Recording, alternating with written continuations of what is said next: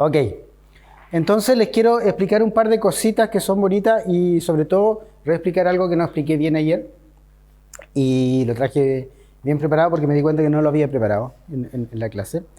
Pero lo primero es que creo que todos se dieron cuenta ayer que uno no está acostumbrado a mirar polígonos que no son convexos y yo le hice una figurita un poquito extrema, ¿cierto?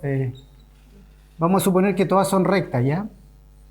Pero le hice una figurita un poquito extrema y le hice ver que ni siquiera es fácil darse cuenta de cuáles son los puntos que quedan adentro y cuáles son los que quedan afuera. De hecho, también hay que pensar un poquito para cerciorarse que hay una noción de lo que queda adentro y lo que queda afuera. Bueno, ahí yo me pierdo. O sea, si yo le indico este punto está y este adentro. Entonces les voy a enseñar otro truco que es muy bonito para reconocer si un punto está afuera o si está adentro sin tener que empezar a buscar. Es otra manera de hacerlo. Para eso voy a hacer una figura menos complicada y la vamos a ver. Entonces, ahí tengo un polígono no convexo. Va a funcionar también para los convexos, pero no tiene mucho sentido. Y yo me paro en un punto. Puede estar adentro, puede estar afuera. En este caso lo tomé adentro. Y voy a lanzar las rectas que salen de ese punto y que parten bien lejos, de tal manera que ya deje de intersectar el polígono. Por ejemplo, esta recta. ¿Ok? Las únicas rectas que voy a evitar son las que pasan por vértice. Esa no la quiero mirar y les voy a explicar después por qué. Esta tampoco.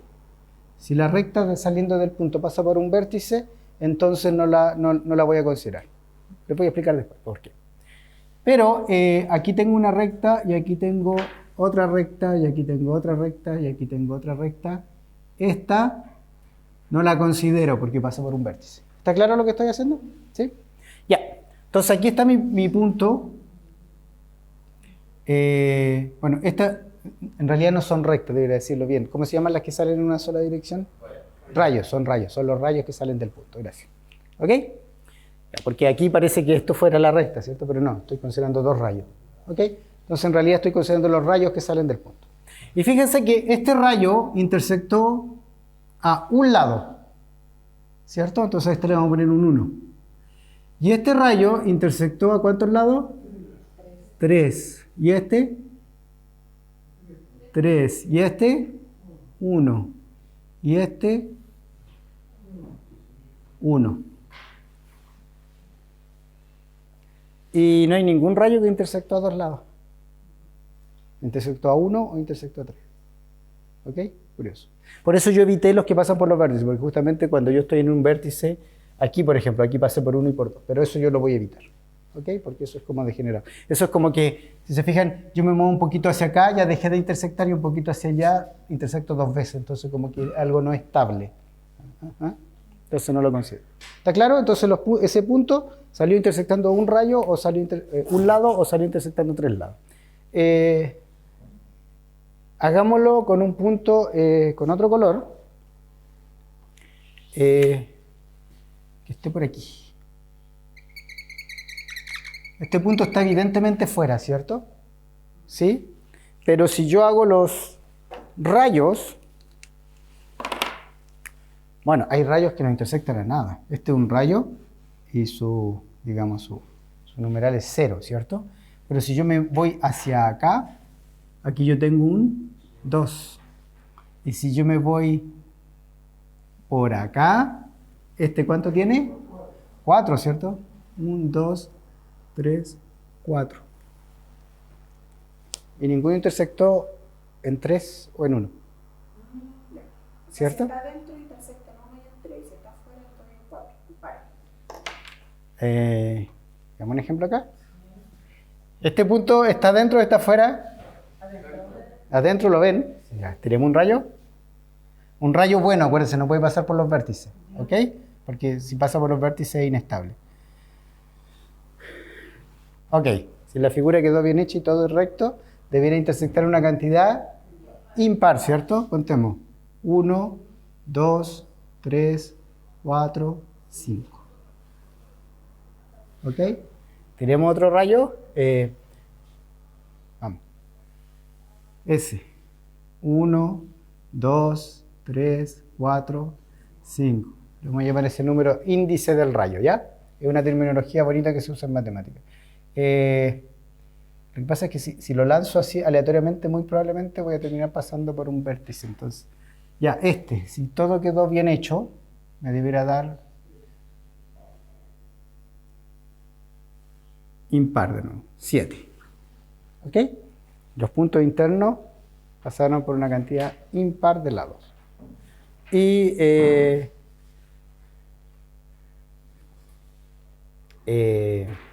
no sé, vamos a considerar este punto, que no es obvio que está fuera, pero que sí está fuera, y tiremos un rayo. Este tiene índice 1, 2, 3, 4. ¿Ven? Un índice par. ¿Ok? Y eso es verdad en general. Ustedes tienen un polígono, sea convexo o no. Bueno, si es convexo es aburrido esto.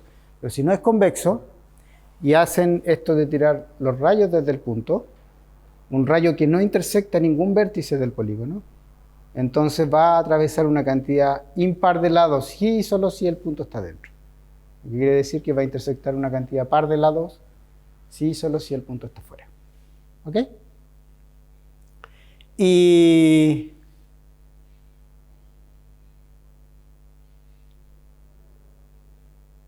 ¿lo notamos? ¿Sí?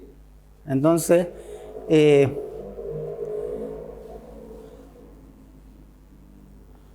un punto está en el interior del polígono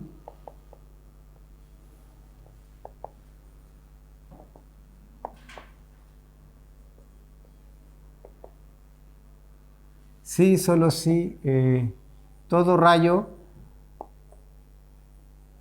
que nace de ese punto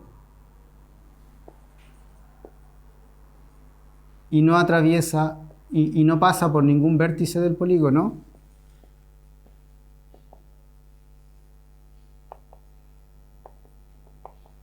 intersecta a un número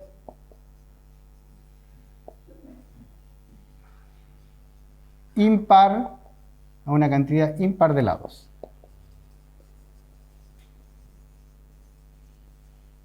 ¿Ok? Están los puntos pares y los puntos impares. Los puntos pares son los que están fuera del polígono, los puntos impares son los que están dentro. ¿Ok? No estoy considerando puntos del borde, y recuerden que los rayos son rayos que no pasan por los vértices del polígono, porque esos rayos son, entre comillas, degenerados, ¿cierto? Más bien la palabra es inestable, son rayos inestables. ¿Ok? Presentan ese problema de que, por ejemplo, yo lo muevo en una dirección, el 1 se me transforma en 2 y lo muevo en la otra dirección y el 1 se me transforma en 0, rápidamente. ¿Ok? Y la verdad es que, bueno, eso se ve gráficamente, es bonito, pero la explicación es súper sencilla. La explicación es porque, se lo voy a decir con las manos, porque escribirlo es largo, pero es súper fácil darse cuenta porque esto es verdad. Si yo parto muy lejos y yo lanzo un rayo en una dirección contraria al polígono, la cantidad de puntos es 0, ¿cierto? Y si yo me empiezo a acercar, en algún momento me voy a acercar por un lado, ¿cierto? ¿Sí? Yo me acerco por este lado y entro. ¿Qué significa que entre? Significa que si antes yo tomaba este punto y hacía un rayo, no intersectaba nada del polígono, pero si yo entré, obviamente pasé al interior del polígono y ahí ya empecé a intersectar a un punto, ¿cierto? Y yo me empiezo a mover dentro, y si yo salgo, significa que yo tengo que pasar otro lado, ¿cierto? Y ahí significa que el rayo puede que atraviese dos puntos o puede que deje de atravesar. Puede que atraviese dos lados o puede que deje de atravesarla, ¿cierto? Entonces el cambio de cuando se empieza a mover el punto por el plano de adentro hacia afuera se da cuando justamente tú pasas por encima de un lado, ¿ok? Y eso es lo que hace la diferencia entre cantidad par y cantidad impar de rayos. ¿Ya? Entonces aquí, la verdad es que ya se me complicó la figura, ya no sé cuál es el interior o el exterior, pero tienen siempre ese método de toman un rayo y cuentan el número de puntos y ya saben dónde está. ¿Ya? Eso en relación al lema que nosotros vimos ayer, ¿cierto? Que era el lema de base del hecho de que incluso en un polígono no convexo, la suma de los ángulos internos del polígono obedece a la fórmula clásica que es 180 grados por el número de lados menos 2. ¿Ok? Entonces sobre eso les quiero explicar lo que no expliqué bien ayer. Lo que no expliqué bien es lo siguiente. Si un polígono es dividido en triángulos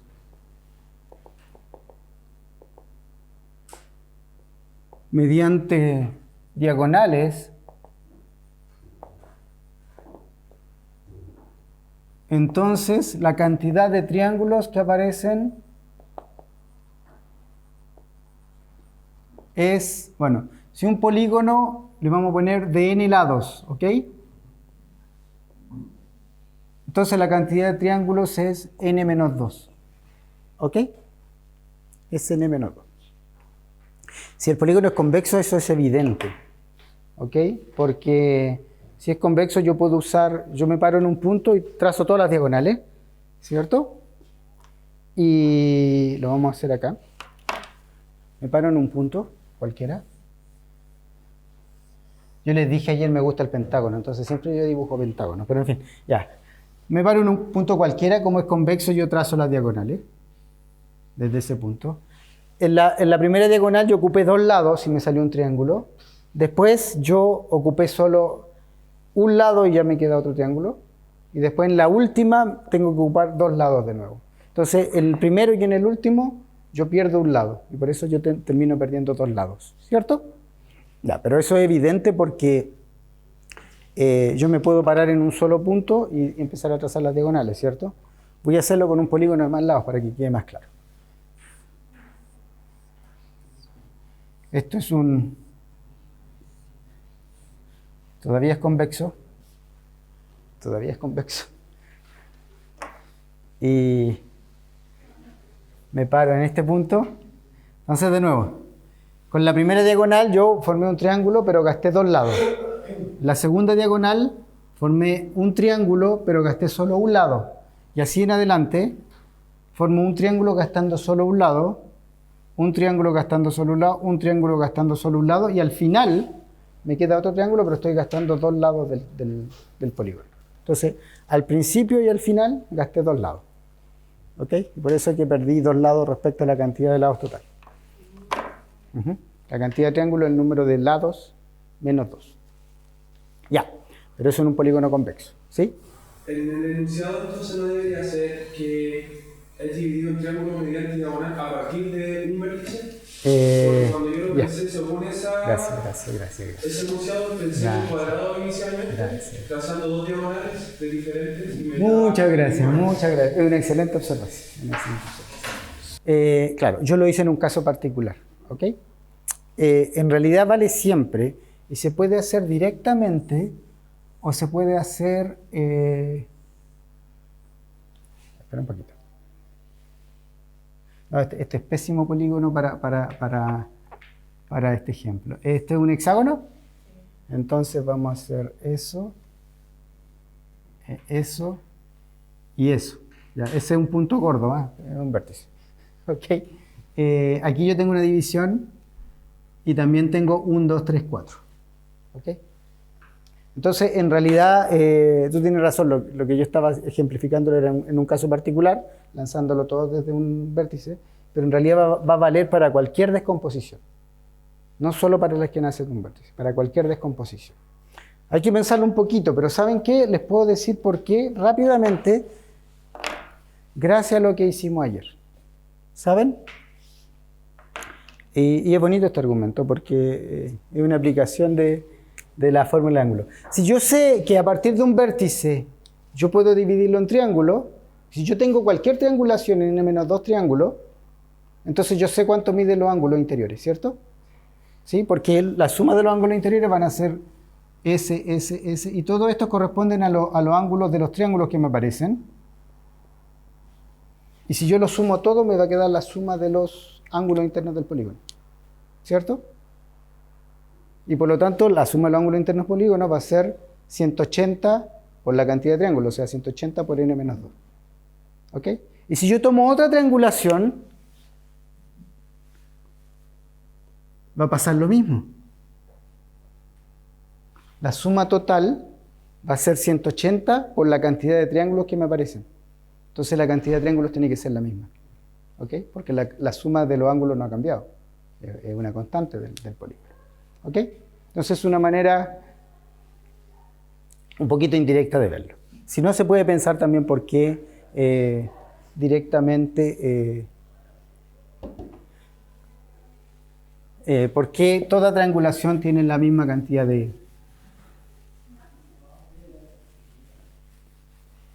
triángulos? Ok. Ahora, si el polígono no es convexo, hay que pensar un poquito más porque ya no puedo llegar y hacer eso. Pero recuerden que lo que habíamos visto ayer es que todo polígono, sea convexo o no convexo, tiene por lo menos una oreja. De hecho, tiene por lo menos dos orejas. ¿Se acuerdan lo que era una oreja? Era un triangulito que era como un cachito, ¿cierto? Que tal que si yo lo cortaba, todo lo que quedaba dentro del triangulito estaba todavía dentro del polígono. No se me volvía a meter el polígono hacia adentro. ¿Ok? Entonces, ¿qué es lo que pasa? Yo les voy a dibujar acá un polígono no convexo, no muy complicado. Ese polígono. Y ustedes me van a decir dónde hay una oreja. En la punta de arriba. Esta es una oreja, ¿cierto? Ya, entonces yo me quedo con esa oreja. ¿Ok? ¿Ya? Tenemos imaginación los matemáticos para ver una oreja acá, pero en fin, aquí. Le ponemos nombre así a las cosas rarísimas. ¿Quién ve una oreja ahí?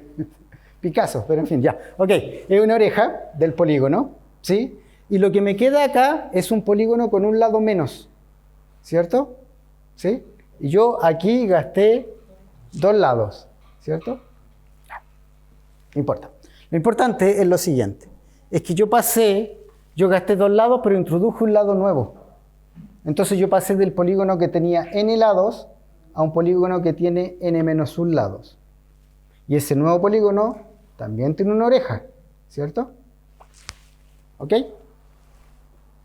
Entonces yo partí con un polígono de n lados. ¿Y qué es lo que gané? Un triángulo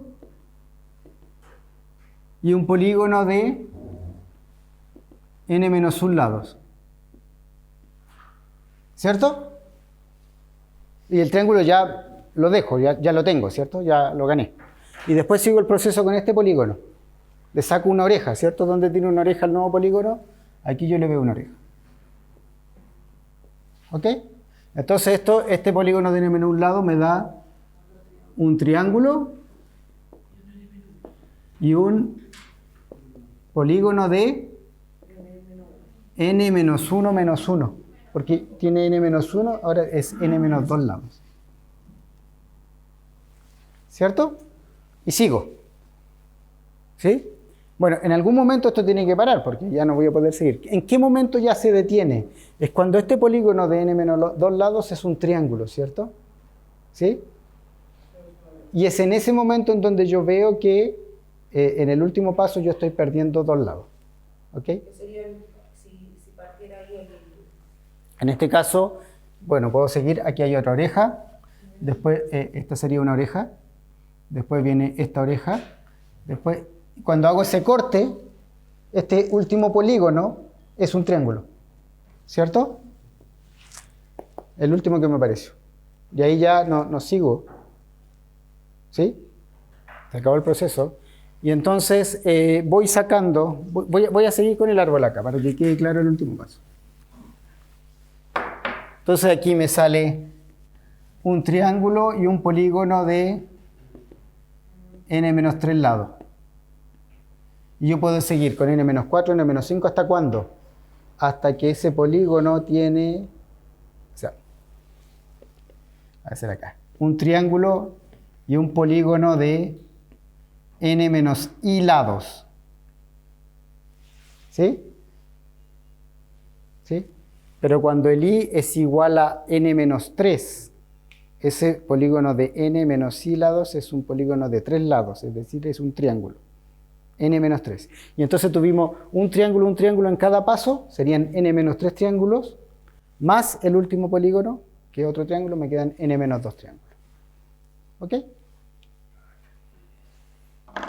Y así está. Y de nuevo, yo lo hice para la triangulación que van haciendo de la oreja. Si uno lo piensa un poquito, es un argumento general, pero también uno puede ocupar ese argumento que yo les dije con los ángulos. Cualquier otra triangulación me tiene que llegar a la misma cantidad de ángulos, pero ojo, son triangulaciones con donde las rectas son diagonales. Es decir, lo que yo estoy evitando es lo siguiente. Yo no estoy considerando una cosa como esta, como triangulación. Este es mi polígono y voy a inventar un punto adentro y le voy a hacer eso. Eso no lo estoy considerando como triangulación. ¿Ok? ¿Está claro? Porque ahí estoy inventando puntos. Y de hecho aquí, si yo empiezo a sumar sus ángulos interiores, estoy agregando artificialmente el ángulo completo en torno a ese punto. ¿Se dan cuenta? Entonces el argumento deja de funcionar. Ya. Bonito. Ya. ¿Y cuál era la aplicación que nosotros teníamos de esto? Era la fórmula de la suma de los ángulos internos de un polígono.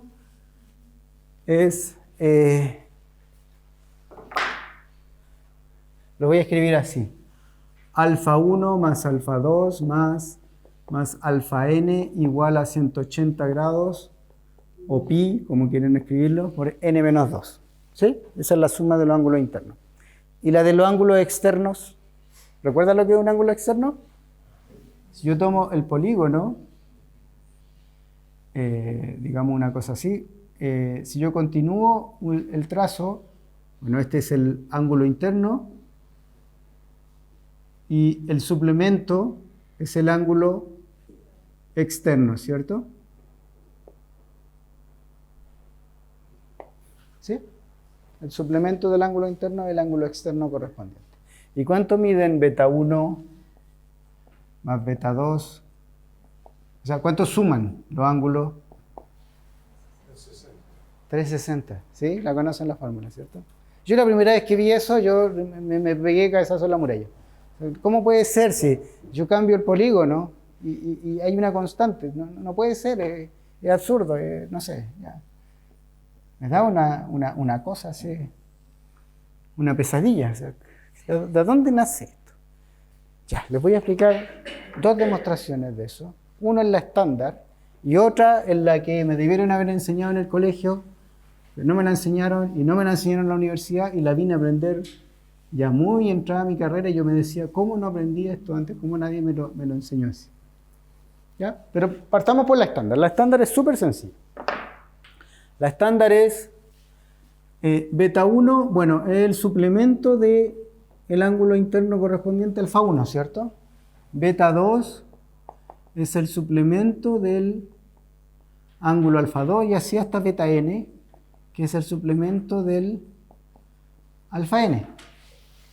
¿Sí?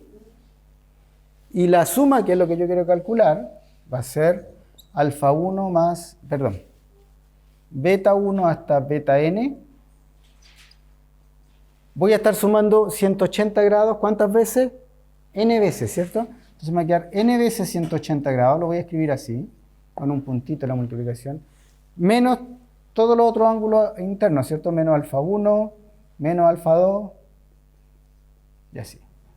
No pongo entre paréntesis, entonces estoy restando todo. ¿Sí? Pero ahí ya está, porque yo sé cuánto suman los internos con nuestro argumento de descomposición en triángulos. Entonces me queda que esto es igual a n veces 180 menos, la suma de los internos es n menos 2 por 180. ¿Cierto? Y entonces aquí yo tengo n180 menos n180. Eso desaparece. ¿Sí? Y lo que me queda es solamente 2 por 180 con signo más, porque son 2 menos. Entonces esto me queda 2 por 180 y eso es 360. La primera vez que vi esto yo dije, esto es magia, esto es brujería, esto no puede... ¿Cómo se cancela y qué me están haciendo? Igual no entendía, yo veía la demostración, la podía repetir 1000 veces, pero hay algo que no entendía. Y una vez navegando en internet encontré esta figura. Copio mientras le voy a hacer la figura. Espero poder hacerla bien, porque la verdad es que ya se dieron cuenta que yo soy pésimo dibujando, pero en fin, veamos.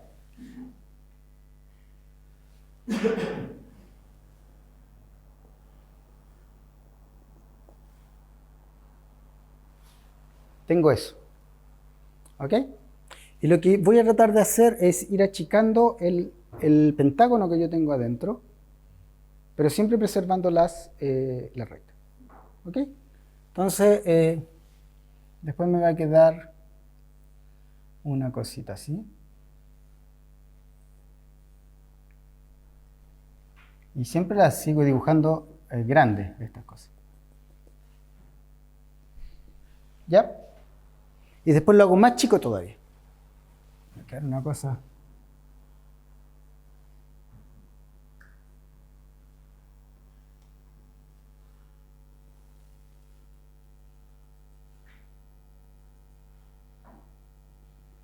¿Sí?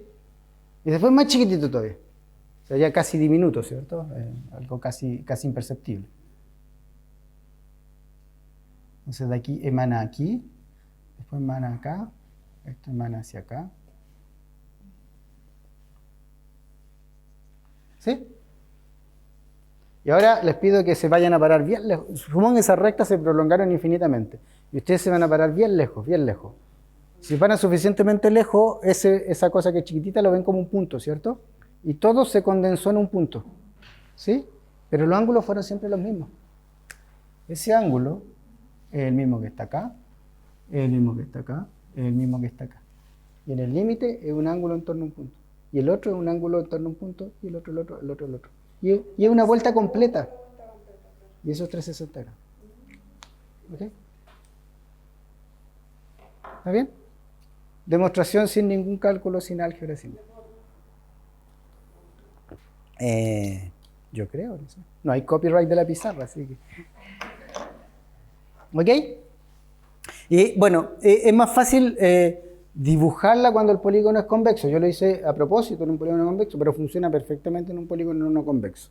Y la verdad es que este es yo le llamo el teorema de la hormiga. Las hormigas saben perfectamente este teorema, sin saber álgebra. Porque, miren, piensen en algo, es una demostración física esto.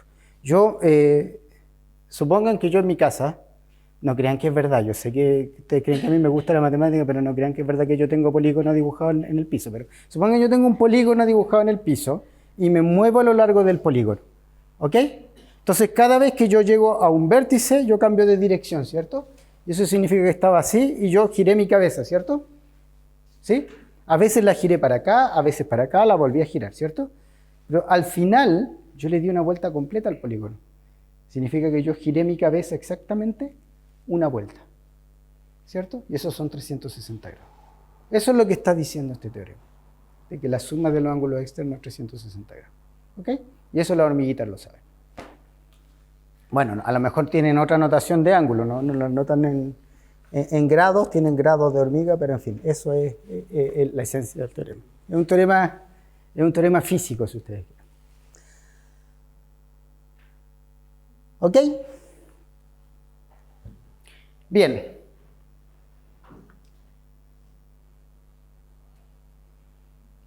La pausa es a las 10:30, ¿cierto? Ya, y les voy a enseñar otra cosa que no lo tenía contemplado en el programa inicial, pero yo encuentro que es súper bonito y como ustedes hacen clase en séptimo, octavo, ¿cierto? Esa era la idea de este curso. Yo creo que les puede servir mucho. Para mí es la fórmula más linda de toda la matemática. Siempre la gente discute si la fórmula más bonita es el teorema de Pitágoras o, no sé, la fórmula de Euler, o bla. Yo siempre digo, hay una fórmula que es preciosa, que también me debieron haber enseñado en la escuela, que también aprendí mucho después y que yo me decía, pero ¿cómo no me enseñaron esto? ¿Ok? Y es la fórmula de Pick. Vamos a cambiar un poquito de ángulo, vamos a pasar a área. Y una fórmula súper bonita porque también es como una fórmula física para resolver el típico problema de la prueba que es calcular el área de un polígono que tiene vértices en la grilla. ¿Sí? Es decir, voy a tener que dibujar altas grillas. Algunas me van a quedar no muy bien cuadriculadas. ¿Ok? Pero en fin. Y esto es típico. Uno toma puntos que están por aquí, lo une, fabrica un monito.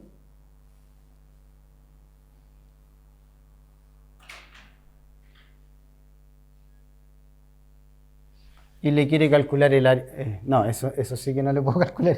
Esto está raro, ¿cierto? Perdón. Ya, le quiero calcular el área a esto. Ahí sí. Es un polígono. ¿Ok? Cosa rara. No tiene por qué ser convexo. Pero lo importante es que los vértices están sobre la grilla. Si tienen cuaderno, no les entregaron hojas cuadriculadas. En hojas cuadriculadas esto se hace súper fácil. ¿Ya? Y vamos a suponer que los cuadrados tienen lado 1, ¿ya? Para que el área de cada uno de estos cuadraditos sea 1. Si tiene área distinto de 1, significa que el lado es diferente y simplemente se rescala la unidad de medida, ¿cierto? Si no es algo muy complejo. Entonces yo quiero calcular el área de lo que está. Y lo típico que uno hace es, bueno, empieza a hilar cuadraditos, ¿cierto? Aquí hay un cuadrado, dos cuadrados.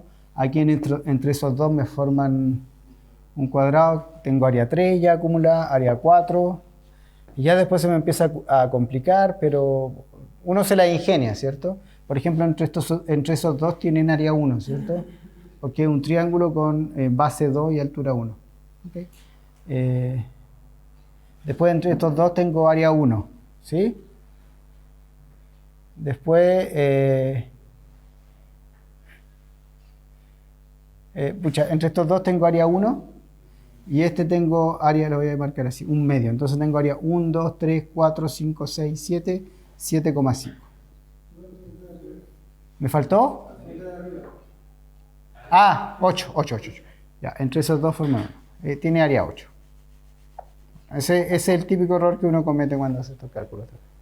Que a veces cuenta dos veces una región, a veces la cuenta mal, etc. Ya, pero esto tiene área 8. Y supongo que todos han tenido experiencia con este tipo de ejercicios, ¿cierto? Y en general los resultados tienden a ser los mismos. Son números enteros o números enteros más 0,5. ¿Ok?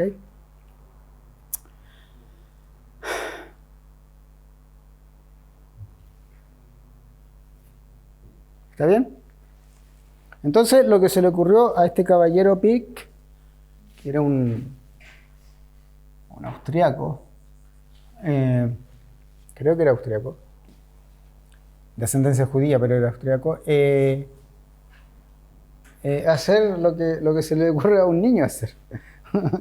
Empezar a jugar y empezar a ver, voy a contar puntos, y voy a empezar a contar los puntos que están en el dentro. Aquí hay 2 puntos adentro y otro más, son 3 puntos adentro, ¿cierto? Son los que estoy pintando en azul. Y los que están en el borde. ¿Ok? Los de adentro los vamos a denotar por, bueno, esto es el área, y los puntos de adentro los vamos a anotar por I. Son los puntos interiores, ¿ya? Entonces aquí los puntos interiores son 3. ¿Está bien? Me corrigen si no lo veo, porque una figura, viéndola de cerca, uno siempre se equivoca más que viéndola de lejos. Y los B van a ser los puntos del borde. ¿Y cuántos puntos del borde? Borde voy a considerar a priori que pudiese ser no un vértice, pudiese estar sobre un lado, pero en fin. Aquí yo tengo 1, 2, 3, 4, 5, 6, 7, 8, 9, 10, 11, 12. Tengo 12 en el borde. ¿Ok? Y después, no sé, uno empieza a jugar y dice, ¿habrá una relación entre el 12 y el 8? ¿Ok? Y bueno, después hay que empezar a descubrir qué puede pasar, ¿cierto? Uno lo hace así en el tanteo, o, bueno, puede pensar un poquito. Una cosa que a uno se le ocurre así, pero ya, esto es un disparo al aire, pero súper grande, es que como está en el borde, es como que está separando lo que está dentro y lo que está afuera, entonces como que debería dividirlo por 2. ¿Ok? Entonces aquí tengo 6. Y esto es como que pesan harto, entonces ahí tengo 3. Ahí 3. ¿El borde sería el total? El total de... No, el borde es el total. Esto, el 6 es el borde partido por 2. Eso. No estoy haciendo magia con las cosas, no las estoy cambiando. ¿Ya? Simplemente estoy diciendo que en lugar de contar el borde, debiese ser natural contar el borde partido por 2. ¿Ok? Porque está mitad adentro, mitad afuera, entonces ya. Es un chute, a lo mejor es mal chute, a lo mejor no hay fórmula, ¿ok? Yo le estoy condicionando la discusión porque yo sé que hay fórmula, ¿ok? Y tengo los interiores y los del borde y ya los sumo 6 y 3, 9, me dio casi el área, ¿ok? Hagamos otro ejemplo.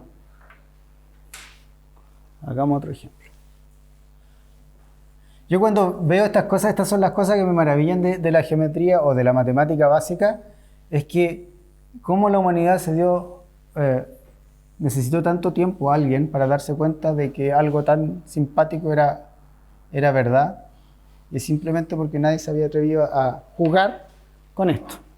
Voy a hacer un polígono un poquito diferente.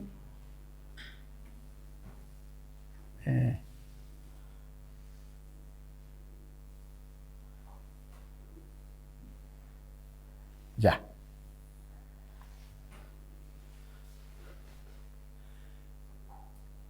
Ok.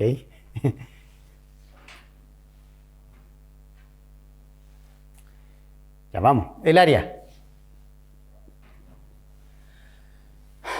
1, 2, 3, 4, 5, 6, ¿cierto? Entre estos dos tengo 7. Entre estos dos tengo 8. ¡Wow! Se me complicó. Aquí hay 1,5. 1,5, ¿cierto? Entonces vamos en 9,5. Y aquí hay otro 1,5, ¿cierto? Y eso sería 11. ¿11? Y aquí hay una mitad. ¿Y aquí? Más 1 es 12. Gracias. Ya, ¿no queda nada pendiente? Creo que no. Por lo menos le puse raya a todo, así que está bien. Y esto sí es 1,5 porque aquí tenemos 3 por 1 dividido por 2 es 1,5. 1,5 es 3. 4, 5, 6, 7, 8, 9, 10, 11, 12. Perfecto. Ya, y vamos contando puntos interiores y puntos del borde. A ver si hay una relación. Estos van a quedar en azul, entonces deberían verse diferentes. Un interior, 2 interiores, 3 interiores, 4 interiores, 5 interiores, 6, 7 interiores. ¿No se me arrancó ninguno? ¿No? Y el borde. Ya, esto es lo que les quería hacer notar. Este es del borde y este también lo considero del borde. No es un vértice, si se fijan, pero es un punto del borde. Un punto de coordenadas enteras que está sobre un lado. 3, 4, 5, 6, 7, 8, 9, 10, 11, 12. Disculpe, ¿y por qué consideró eso que estaba en el medio del ejemplo? Sí. Ya, no parece, pero en realidad está ahí. ¿Ya? O sea, puntos del borde no son necesariamente vértices, son puntos que están sobre algún lado y que tienen coordenadas enteras. ¿Okay? Y de nuevo, hacemos lo que yo les dije, que era dividir por 2, y me queda 6. Y 6 más 7 es 13. Me pasé en 1 de nuevo. ¿Y también También me pasé en 1. Ya, es un poco truculento lo que le estoy diciendo, pero porque lo estoy dirigiendo hacia la fórmula, ¿no? No creo que nadie haya descubierto la fórmula así, no sé cómo la descubrió Pick. Pero si hubiese una fórmula, naturalmente uno debería esperar que es igual a, que la fórmula debería ser que el área es igual a la cantidad de puntos interiores más la cantidad del punto del borde dividido por 2 menos 1, ¿cierto? ¿Sí? Eso debe ser. A lo mejor es otra, pero de alguna manera le hice ver que eso tendría que ser. Y de hecho hay otras maneras de darse cuenta de que si hay una fórmula tiene que ser esa. ¿Ok? Y esa es la fórmula de Peake. Resulta que eso que nosotros creemos que es verdad, efectivamente es verdad. ¿Ok? Es verdad. Es una cosa sorprendente. Realmente notable. Y Peake la imaginó, no recuerdo si el año 1899 o 1902. Tendré que revisar ahí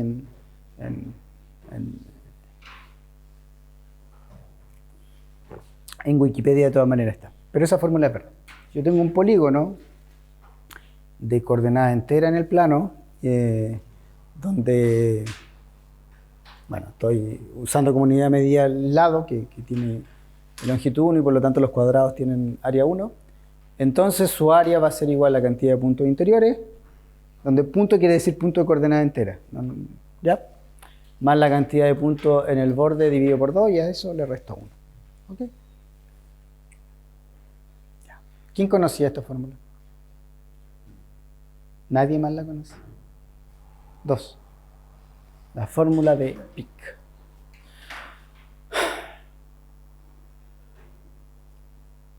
Ok.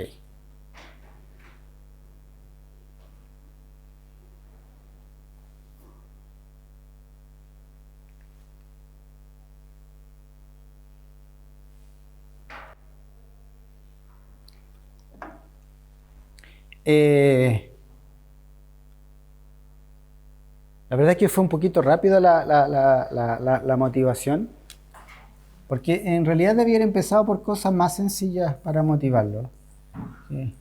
La unidad básica es que usé polígonos que son un poco complicados, ¿no?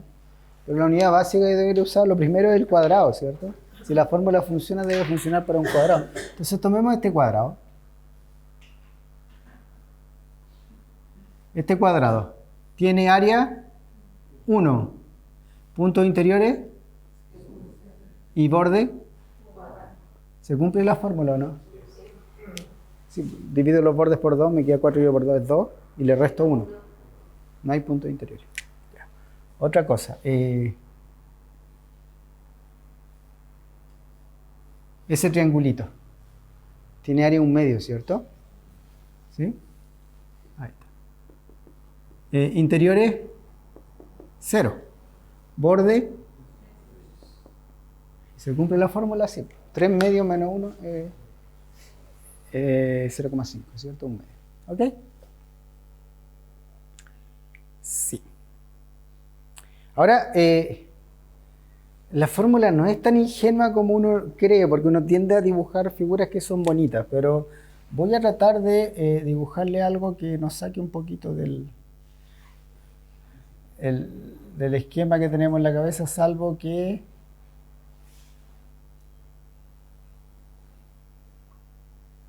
espero que sí, no, está bien.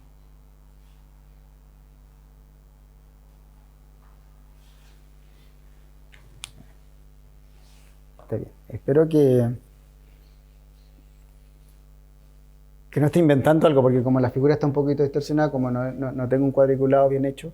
Pero en fin, ese triángulo, ¿qué área debiera tener? Ese triángulo no es tan fácil calcularle área. ¿Sí? Según la fórmula de Peake, ¿qué área debiera tener? 1 medio, ¿cierto? Pero no es evidente que tiene área 1 medio. De hecho, según la fórmula de Peake, cualquier triángulo que no tenga ningún punto de coordenada entera adentro, tiene que tener área 1 medio. Y eso no es para nada evidente. Se los podría explicar con matemática más avanzada, de hecho, usando matrices, usando transformaciones lineales, etc. Pero está en la fórmula de Peake implícito y no es evidente. Hagamos por lo menos cerciorémonos que es verdad. ¿Ok? O sea, calcular esto ya es un ejercicio no trivial en la escuela, ¿cierto? Tendría que hacer... ¿qué hago? La verdad es que no sé qué haría. Yo lo que haría es aislar esto, aislar este rectángulo. Este es mi método, no quiere decir que sea el único, en absoluto. Yo aíslo ese rectángulo tiene área 6, ¿cierto? ¿Sí? Yo le quiero calcular, no se me vaya a olvidar el área esto. Pero en realidad, la diagonal lo divide en 2, entonces me tengo que quedar con la parte superior derecha, ya me quedo con área 3, ¿cierto? Y le tengo que restar este y esto. Entonces tengo área 3 menos esto tendría área 2. Menos esto tiene área 1, entonces me quedo en área 1. Y le resto la mitad, me queda área 0,5. ¿Ok? Haciendo, poniéndole algo más grande y empezando a restar los cachos. ¿Sí? ¿Está bien?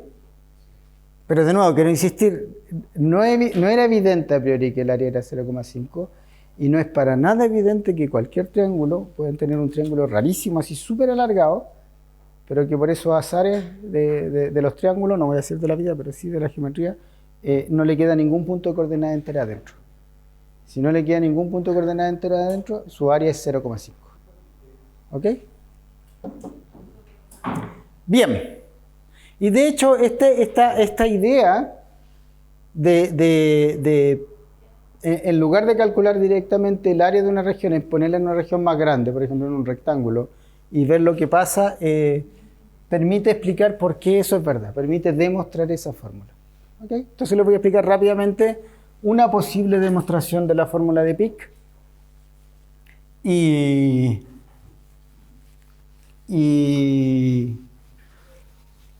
después les voy a dar una extensión de la fórmula de Pick que es bien interesante. ¿Ok? Entonces ahora quiero ir al caso más general. Entonces voy a empezar a considerar figuras que me son necesarias para considerar ese caso. Por ejemplo,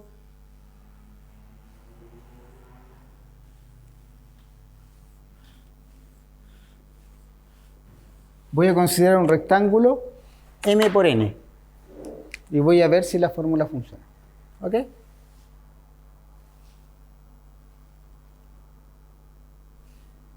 O sea, quiero saber si la fórmula funciona para rectángulos, y no cualquier rectángulo. Voy a tomar un rectángulo de lado paralelo al eje, porque en general a uno le cuesta mirar rectángulos inclinados. Ese es mi rectángulo.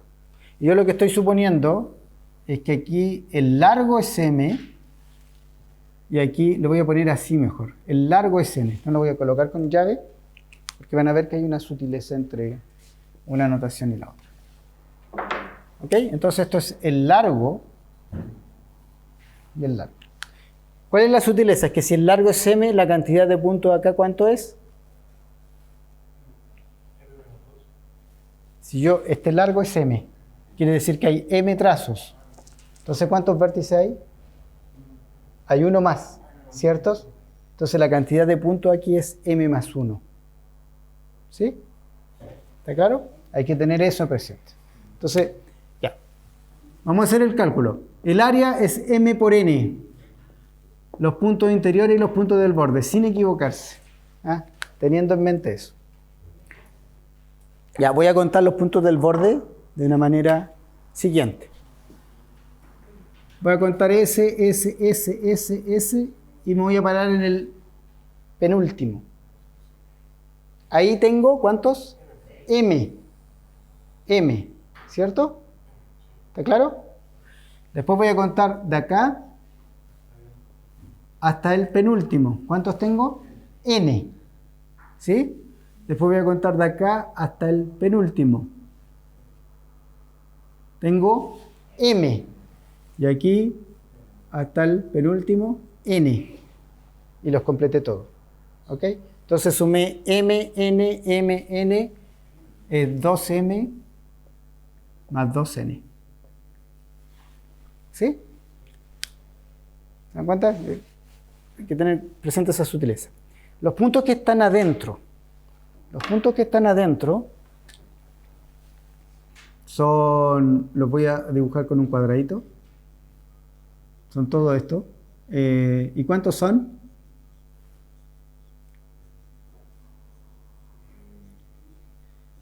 M.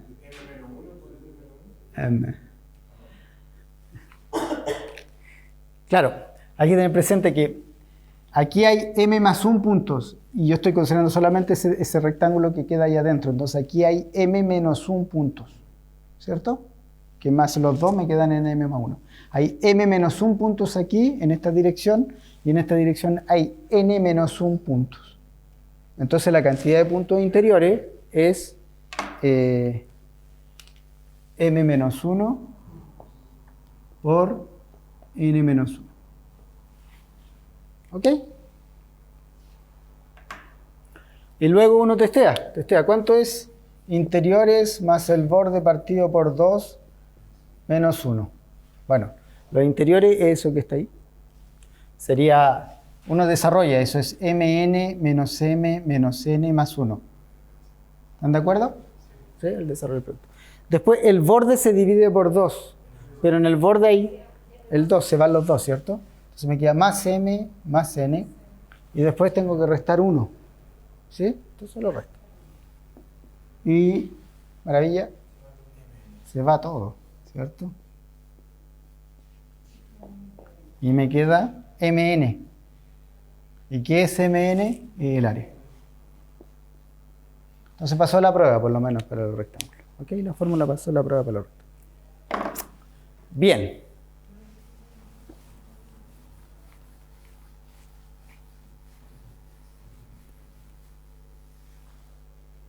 ¿Por qué me interesa ver los rectángulos? Porque es la unidad básica, y es porque si yo tengo un polígono súper raro, lo primero que yo voy a hacer va a ser meterlo en un rectángulo. ¿Cierto? Y como en el caso de ese triángulo, que yo no podía hacer el cálculo directo, lo metí en un rectángulo y después le empecé a sacar cosas. ¿Sí?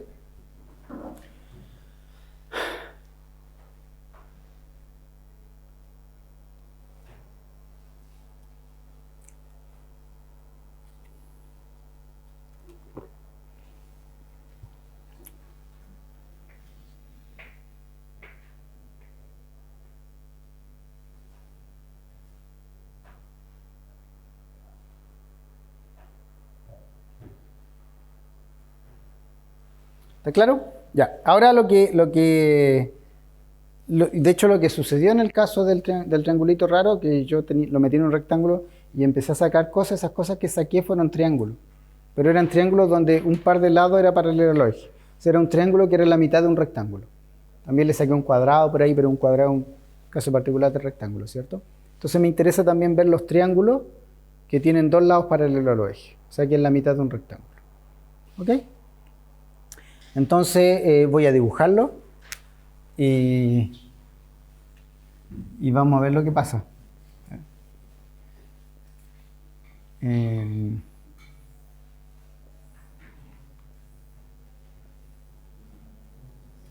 Por ejemplo, tomamos ese es un 3, 3, ya. Este me gusta porque va a presentar algo extra.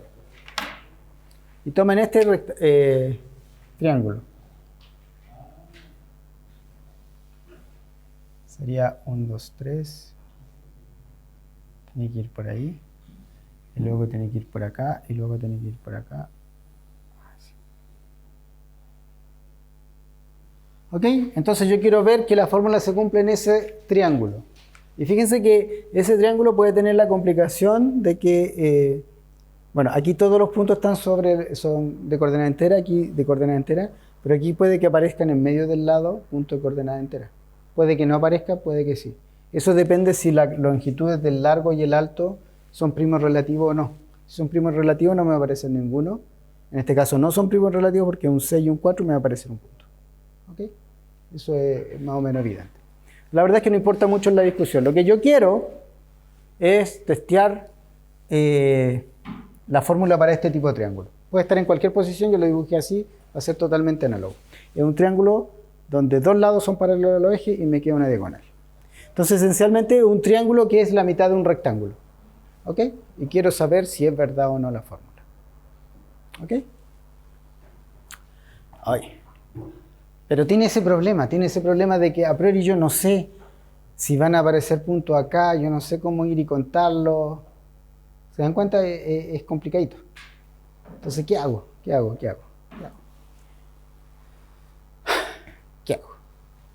Y aquí viene la solución que es bastante natural. El triángulo es la mitad del rectángulo y yo sé que la fórmula sí vale para el rectángulo. ¿Cierto? Entonces le voy a poner subíndice a todas las cosas. El área del rectángulo, yo supongo de nuevo que esto mide m y que esto mide n. Es mn y el área del triángulo es mn medios. ¿Cierto? Los interiores del rectángulo y el borde del rectángulo son numeritos que aparecen. Bueno, de hecho yo sé cuánto valen, pero no me va a interesar mucho cuánto valen, de hecho. Yo sé que esto más la mitad de esto menos 1 es el área del rectángulo. ¿Sí? Y si se fijan, pasa algo que es más o menos evidente. Si yo tengo un punto que es interior al triángulo, también va a ser interior al rectángulo. Pero no solo eso, cada punto interior al triángulo va a estar emparentado con un punto que es interior al rectángulo por el otro lado. ¿Cierto?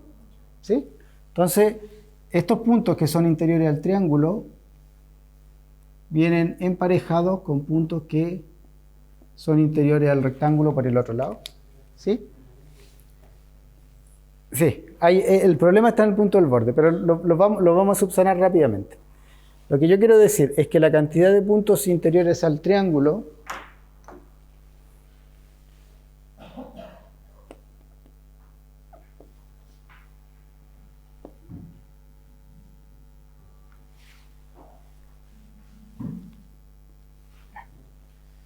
cada vez que yo tengo un punto interior al triángulo, me genera 2 puntos interiores al rectángulo. ¿Cierto? ¿Sí?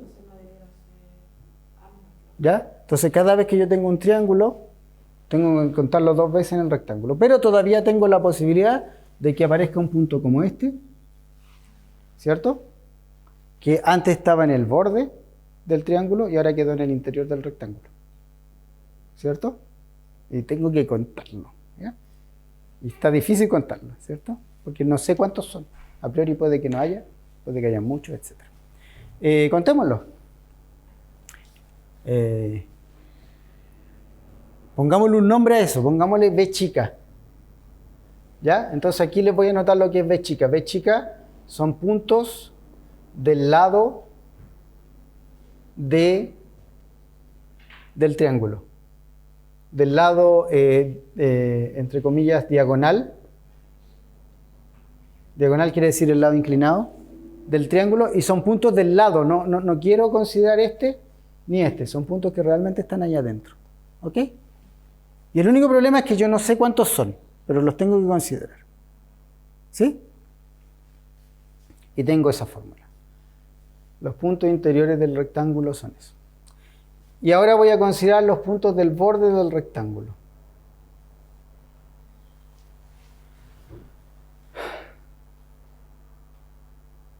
¿Ok? Y hay que hacerlo con cuidado. Porque los puntos del borde del rectángulo van a ser los puntos que están acá, que ya son del borde del triángulo, más los puntos que están arriba. Y bueno, sabemos cuántos son. Son los del borde era 2m más 2n. ¿Ya? Pero el punto es el siguiente. Lo que yo quiero decir es lo siguiente. Esto va a ser 2 veces la cantidad de puntos del borde del triángulo. ¿Ya? Lo que quiero decir es que cada vez que tengo un punto del borde del triángulo, se me duplica en un punto en el otro lado. ¿Cierto? Es como el reflejado. ¿Sí? ¿Está bien? Está bien. Salvo que hay un problema. Hay 2 problemas. Es que este punto es su propio reflejado y este punto es su propio reflejado.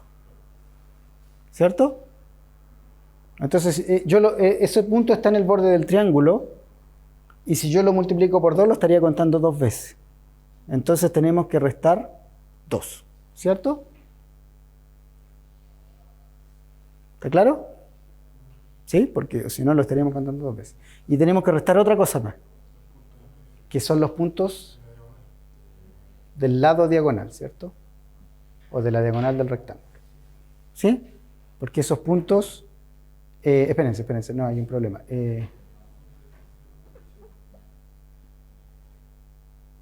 Multiplicados por 2, porque aquí aparecían b veces, multiplicados por 2, aparecen 2b veces, pero yo no los puedo considerar como puntos del borde del rectángulo, porque quedan adentro del rectángulo. ¿Ok? Entonces hay una relación.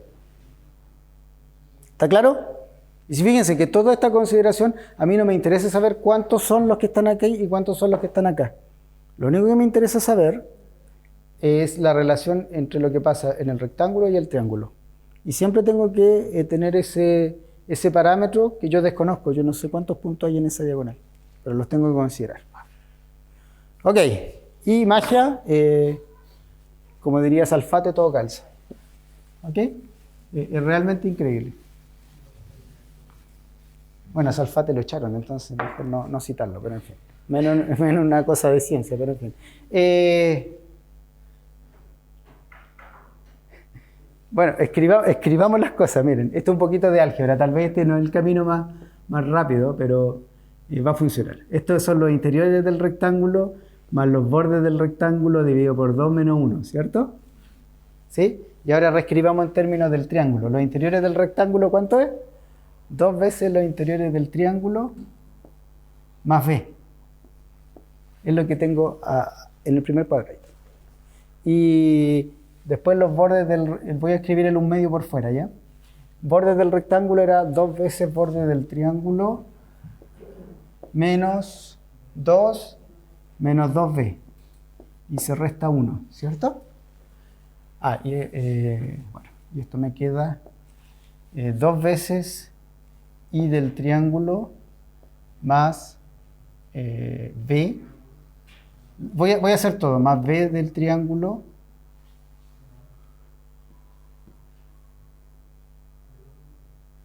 sí, es que no, está bien, menos 1 menos b, ¿sí? Es lo que estaba aquí, menos 1. Gracias. Ok, y se nos van los b. ¿Se dan cuenta? Y yo no tenía idea cuánto era, pero al final no importó.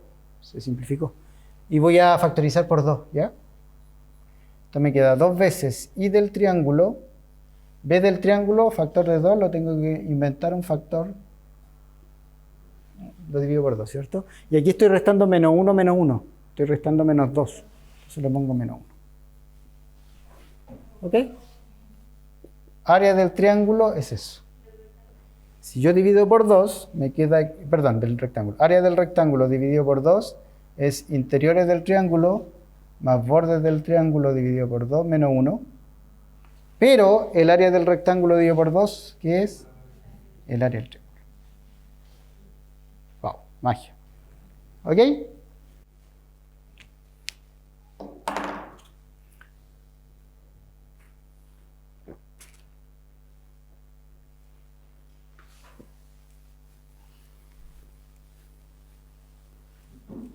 Entonces sabemos que la fórmula vale para rectángulo y sabemos que la fórmula vale para triangulitos con lados paralelos a los ejes y sabemos otra cosa más de la clase de ayer, que si yo tomo un polígono, sea convexo o no, si yo uso diagonales bien escogidas, yo lo puedo dividir en triángulos.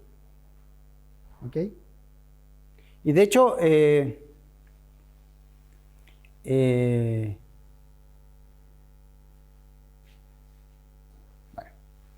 no importa mucho. Lo puedo dividir en triángulos. Entonces, ¿qué es lo que va a pasar? Es posible que esos triángulos en los que yo los dividí no tengan lados paralelos a los ejes. Pero esos triángulos los puedo meter en rectángulos y ese triangulito va a ser el rectángulo menos unos cachitos. ¿Ok? ¿Sí? Entonces lo que yo tengo que pensar es lo siguiente, es que esta fórmula la estoy testeando como polígono por polígono, pero que tiene que tener una propiedad especial, y es que las áreas de los polígonos se suman, ¿cierto? Si yo tomo un polígono que es unión de dos polígonos, el área es la suma del área. Y si un polígono es la diferencia entre un polígono y otro, el área va a ser la diferencia entre los dos, el área de los dos polígonos. Entonces lo que tengo que analizar para terminar la demostración es si la fórmula se suma, ¿cierto? O sea, si yo tomo un polígono que se forma, por ejemplo, juntando dos polígonos, yo sé que el área de esto me está dado por la fórmula, que el área de esto me está dado por la fórmula de Pick. ¿Será que las fórmulas se combinan de buena manera, de forma que el área va a estar dada por la fórmula de Pick para el nuevo polígono? ¿Ok? Les voy a explicar con un dibujo cuál es el problema, que es un problema parecido al que ya apareció acá.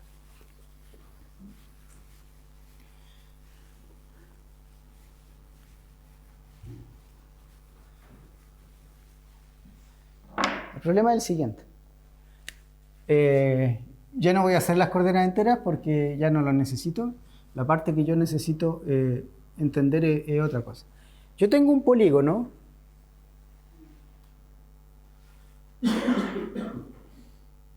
que es todo esto. Y yo lo dividí usando diagonales, yéndome por un camino que queda por dentro, en dos polígonos. Y yo supongo que estos dos polígonos cumplen la fórmula. ¿Ok? Por ejemplo, yo puedo haber empezado con un polígono y sacarle una oreja. Y yo supongo que para la oreja vale la fórmula y que para el otro también vale la fórmula. ¿Ok? Le empiezo a sacar oreja y vale la fórmula para cada uno. ¿Será que la fórmula vale para el polígono completo? Es decir, lo voy a anotar así. P es la unión, P es el polígono completo, es la unión de P1 más y P2. El área de P1, lo voy a anotar así, área 1 y área 2, va a ser los interiores del polígono 1 más los del borde del polígono 1 menos 1 y los interiores del polígono 2 más... ¿Está bien? Yo supongo eso. Y yo lo que quiero es que el área de P sea igual a los interiores de P más el borde dividido por 2 en P menos 1. Okay, ¿será que lo puedo hacer? ¿Cuál es el problema? El problema va a ser el que no había aparecido antes. Los puntos que están en el borde por acá siguen siendo del borde de P. Los que están en el borde de P2 por acá siguen siendo puntos del borde de P. Pero los que están en el borde por aquí pasan a ser interiores. Y tengo que tener cuidado con contarlo. No sé cuánto hay. Entonces le tengo que poner ese número, le tengo que poner D. Y manipularlo y Mandrake, eso va a desaparecer. ¿Ok? Entonces para finalizar vamos a hacer el cálculo. Sin miedo. Sin miedo. Ok. Rápidamente. Ya, es importante que tener presente que ese punto y ese punto son especiales porque sigue estando en el borde, está en el borde de los dos y ya. Entonces, los que vamos a contar van a ser de aquí hasta acá. Aquí van a haber B puntos. ¿Ok? No vamos a contar ni el vértice de allá ni el vértice de allá. ¿Ok? Ya, entonces vamos viendo. Los interiores de P van a ser, P es el polígono completo. Los interiores de P van a ser los que eran interiores en P1, más los que eran interiores en P2, más esos B que quedaron ahí, que pasan a ser interiores ahora, ¿cierto? ¿Está claro? El borde de P. Fíjense, todos los puntos que eran del borde de P1, salvo estos, están en el borde de P. Entonces van a ser el borde de P1, esto le puse I1, ¿no? I de P1, I2. Van a ser el borde de P1 menos B. Son los que están por el lado izquierdo. Y después el borde 2 menos B. Son los que están por el lado derecho. Pero tenemos un problema. Hay que restar 2 porque ese Y ese lo estamos contando dos veces, lo estamos contando como borde en P1 y como borde en P2, ¿cierto? Entonces hay que restarlo. ¿Ok? ¿Está claro? Y no sabemos cuánto es B. Y cruzamos los dedos para que desaparezca. ¿Ok? Ya, hacemos el cálculo. I de P más B de P dividido por 2 menos 1. Y van a ver que hay una maravilla que ocurre acá. Bueno, reescribo todo, ¿eh?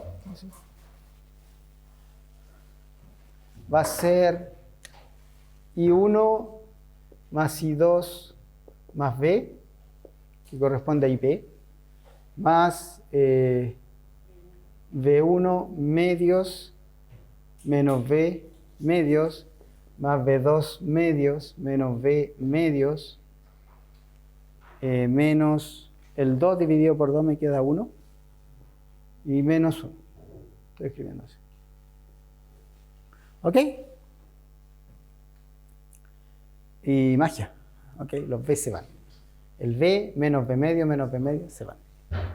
Sin saber cuánto era. ¿Y qué me quedó? Me quedó I1 más I2 más B1 medio más B2 medios menos 2. ¿Sí? Que yo astuitamente escribo como I1 más B1 medio menos 1 más I2 más B2 medios menos 1. Y esta es la fórmula de PIC para el polígono P1 y este es para P2. Entonces esto es el área de P1 y este es el área de P2. ¿Ok? Y por lo tanto el área de P. ¿Ok? Entonces esta manipulación me dice que si la fórmula valía para este polígono y para este polígono, va a valer para el polígono que resulta de la unión. ¿Ok? Y de hecho, si uno piensa un poquito, también me está diciendo que si yo tengo un polígono que es la diferencia entre uno grande y uno chico, y si vale para el grande y el chiquitito, va a valer para el otro también. ¿Ok? Exactamente lo mismo. ¿Ok?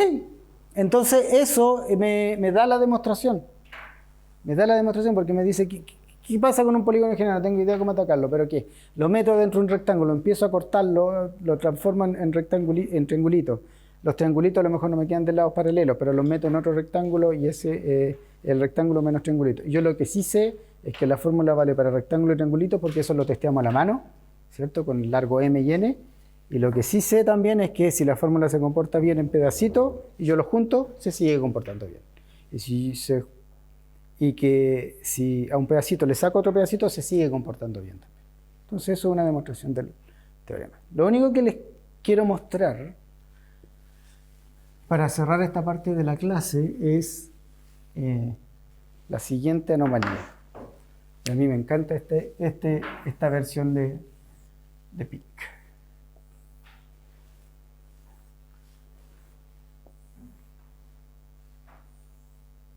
Me quedó horrible la malla. ¿Ah? Estos son los cuadrados menos, estos son cuadrados como que están dilatados en una dirección y la otra. Voy a hacer la siguiente figura.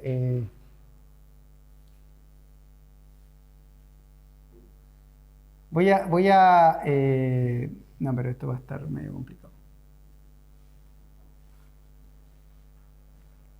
No tenía para qué hacer algo tan complicado.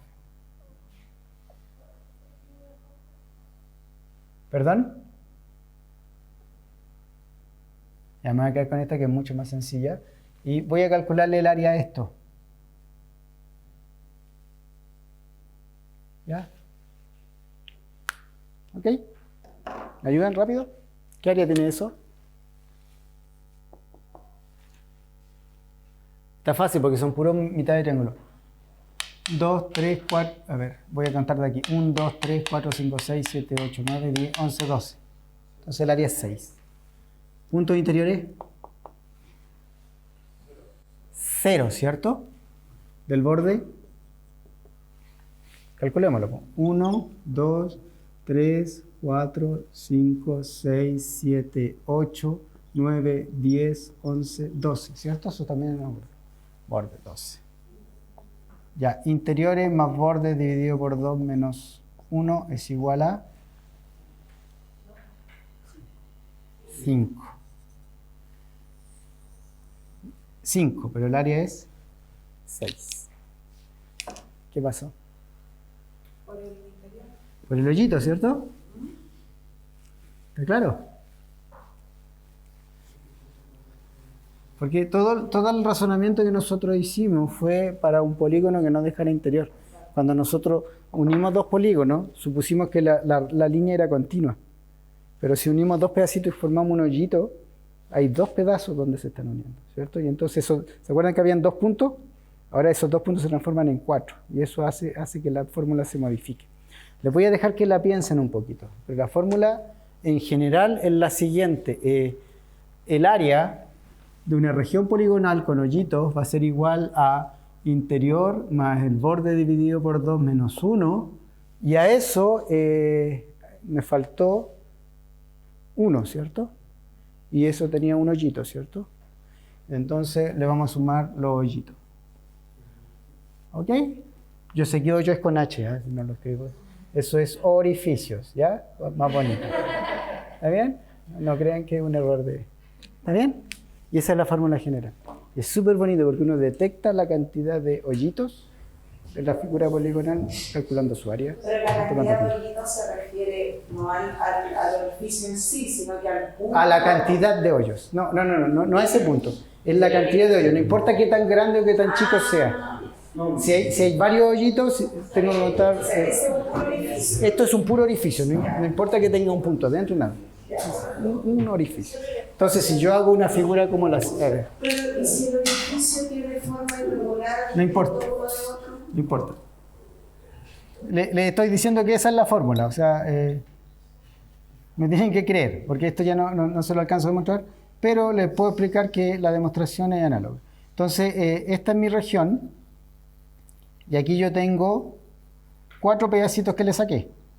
¿Ok? Entonces aquí la cantidad de orificios es 4. Y entonces la fórmula la tengo que corregir sumando 4 al final.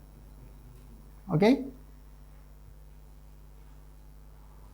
No es qué área tenga ni qué forma tenga el orificio, no. Es simplemente el hecho de ser orificio. Y tengo que contar cuántos orificios hay. ¿Ok? Y es maravilloso porque me detecta la cantidad de orificios calculando área. ¿Okay? Eso es como... Yo lo digo, no deja de ser verdad, es una exageración lo que les voy a decir, pero no deja de ser verdad. Así como matemáticamente se detectan los agujeros negros, es a través de una fórmula que me dice que ahí está faltando algo. ¿Ok? Y esta es la forma más elemental de mostrar un fenómeno así. Es una fórmula que me está detectando que adentro del polígono está faltando algo. ¿Ok? ¿Está claro? Entonces les dejo que piensen, la verdad que la demostración de esa fórmula general no es más difícil que la anterior. Lo único que tienen que pensar es que para crear un orificio, tienen que pegar 2 polígonos y los trazos en que se unen son dobles. Ya no es solo un trazo, sino que es doble. Y por lo tanto los 2 puntos, como les decía, se me transforman en 4 ahora. Es como si yo me voy por aquí y también por acá. Entonces antes tenía 2 puntos, pero ahora tengo 4. Eso es una manera de hacerlo. O lo otro es que ocupen la fórmula tomando el polígono grande y le sacan el polígono chico, pero que está dentro. ¿Ok? Y vean lo que pasa. ¿Ok? Ya, hacemos una pausa y seguimos con la segunda parte.